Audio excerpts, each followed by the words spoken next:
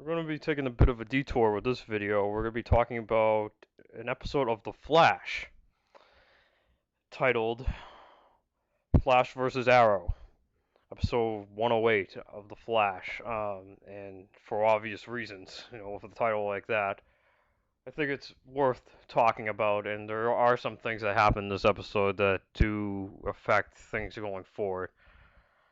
So, here we are. We got Flash vs. Arrow. And as the title would suggest, the Arrow as they call him in the show, and the Flash get into a fight. Just like all these superhero things seem to have to do. I mean, we're talking all the way back to the early days of like Marvel Comics. It's always the heroes always have to get into a freaking fight before they then later on team up. I mean, this happened. Punisher's first appearance, he was a Spider-Man villain, but really he was being manipulated by some Spider-Man villain to think that Spider-Man was bad. So eventually they team up once they realize what's going on.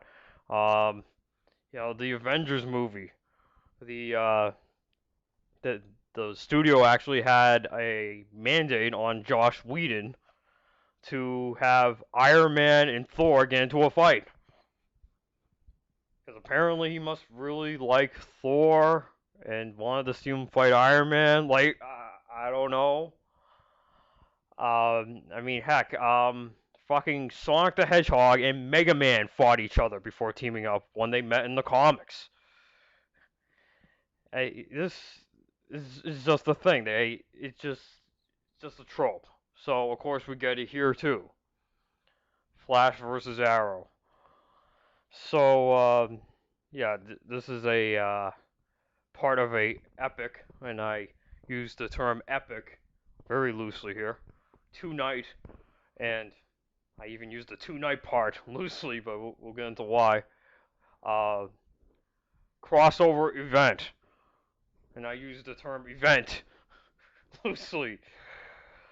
So for this episode, being a Flash episode as opposed to um, an Arrow episode, we have a meta-human as a villain as opposed to our typical non-meta-human villains. And our meta-human villain is a guy named Roy Bavolo, I believe that's how it's pronounced, Rainbow Raider. And in the comics, Rainbow Raider is this dude who is colorblind and he becomes an artist. And he's ridiculed for his art because it looks like crap. I'm assuming because he can't see color or something. So his dad gives him these glasses that project colors, and with these color projections, he's able to affect people's moods and then kind of in a way mind control them to do what he wants. Um, so that's the comic version. Here he is a metahuman, so they changed him to just a guy with uh, crazy glasses. It's kind of like the Count Vertigo, like hearing aid projecting vertigo effect thing, to a metahuman whose eyes change colors that affect moods that pretty much mind control people.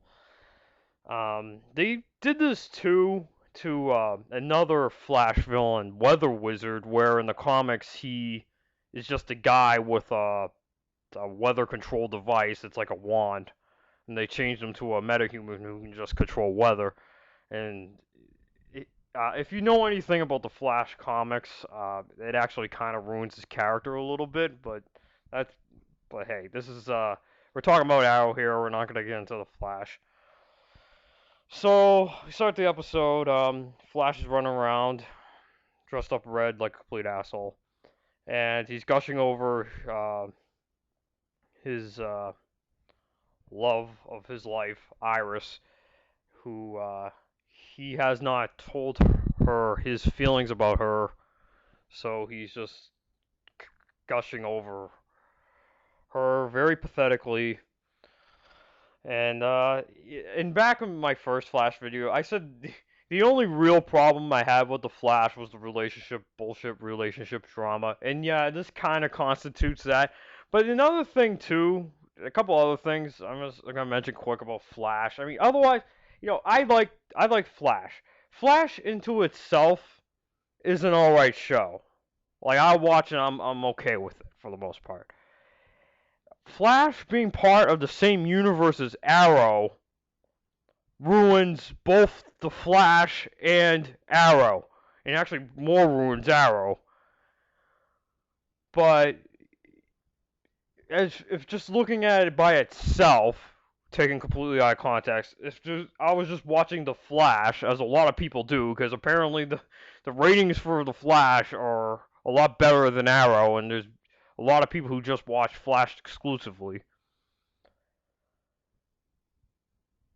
That said, it's a pretty alright show. Nothing too insulting. Certainly not Arrow season 3 level. Um, but yeah, relationship drama. The other thing too is the Flash as a superhero. He's extremely impotent. Like he's constantly going to his kind of surrogate father, um, Joe, for advice. He's going to Dr. Wells for advice. He he's going to his own father for advice. He is extremely indecisive character for a hero, for the main hero of a TV show. The guy that all the other characters, his support team rally behind. He's extremely indecisive, and it makes him, look weak. So that's a problem, and it wouldn't be so much of a problem if maybe they can fix this next season where one of the villains calls him out on his impotence, or that his impotence ends up you know uh, costing one of his friends something, like it ends up harming one of his allies somehow, and it ends up being some kind of character arc for him. I don't see that so far. And then the other problem is, much like Arrow has problems with its big villain plots, and we'll get to this season's big villain plot and why it sucks. We're getting there. Um, it's not like it's not exactly coherent. Like a lot of it involves time travel, the big villain plot this season of Flash, and it the rules of the time travel and how it works aren't explained very well. And to be fair, it could be something that they explain better going into season 2, but I kind of doubt it from these writers. Um, and also like the big bad guy, Reverse Flash, who apparently is just fucking enhancement talent for friggin' Green Arrow, as I went into before. Uh, he's just like the Chris Jericho or the fucking Kane or the fucking Rob Van Dam to Green Arrow circa 2002 Triple H. His big his whole goal is he's from the future. He got trapped in the past and now he's trying to get back to the future. And he has some sort of machine he derives his powers from that can make him like like Flash but faster.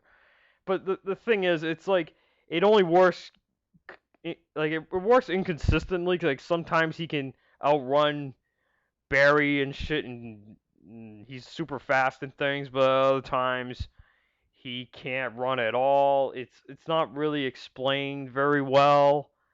And then there's this part of the plot is that he creates the Flash with the particle accelerator intentionally, so he can then use Flash to help him get back to the future because he needs his speed. But why didn't he just make like use all that effort to just fix the machine that he uses to tap into the Speed Force and make him fast, or find a way to make himself fast again, like repair his broken, not being able to run fast, inconsistent fastness abilities. Like it's not explained very well. Like why does he have to create another dude who runs fast? It's not explained well. Anyway, but other than that, yeah, Flash is alright show. So anyway, moving on. So getting back to the episode. So this metahuman, I guess he walks into a bank or something, robs a bank, and everyone in the bank is like all like freaking out and all a bunch of raging lunatics, and they're all going crazy. And Flash arrives to see what the hell's going on, and he stops someone from shooting someone else. So then, oh, and another thing too. I know prior to talking about the episodes of Arrow, I kind of went over the characters a little bit. I'm not going to be going over all the Flash characters. So if you don't watch Flash, you're probably not going to know any of these characters. But just go with me here. So Eddie Thawne, he pitches an idea to the police captain over in Central City to create an anti-Flash task force. Um, and big coincidence here. Eddie Thawne is Joe West's partner, who is dating Joe West's daughter, who Joe West is Barry Allen, the Flash's surrogate father. So yeah, it just so happens to be his surrogate father's partner, who also is Iris's boyfriend. Iris, the girl who Flash is pining over pathetically. What a coincidence. So back at Star Labs, the team learns more about Rainbow Raider's powers, and he gets a message from Iris telling him that she wants to meet with him. So they meet. Nothing really happens. Cisco contacts Flash and tells him he has important information. They track Rainbow Raider down to a storage facility. A bunch of cops and SWAT team are there to get him, and he uses his eye mood swing power crap to turn the cops and the SWAT team people against each other. Um, Flash arrives to saves few of them, and a cop is about to shoot the Flash, which is a fucking joke because he's fast enough to dodge bullets. Guns should not be an issue. Again, nerfing the powers here. Um, but none other than Green Arrow shows up and saves the Flash. And Diggle and Felicity are along with him. And Oliver starts cracking jokes with Barry. Because apparently we're on the Flash now, and apparently on this show, Green Arrow is allowed to be something other than dark, moody Batman. Yes, Flash versus Arrow, featuring guest writer Joss Whedon.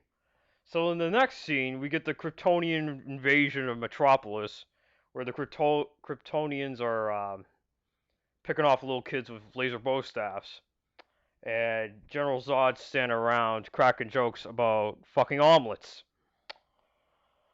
So when that's over, Oliver and company they're at Star Labs, and they explain that they're there to because they found Captain Boomerang's boomerang from the end of uh, Arrow last episode, and I think I forgot what it was. It wasn't in the recap, but it was some bullshit about how the materials to make it were made in Central City or some bullshit. Yeah, okay. Sure, whatever can justify this forced fucking crossover. But we'll okay, biting my tongue here. We'll get into why this doesn't work once at the end of the episode. So the Flash wants to team up to stop Rainbow Raider with Green Arrow, and Oliver turns him down. And Felicity speeds off with the Flash.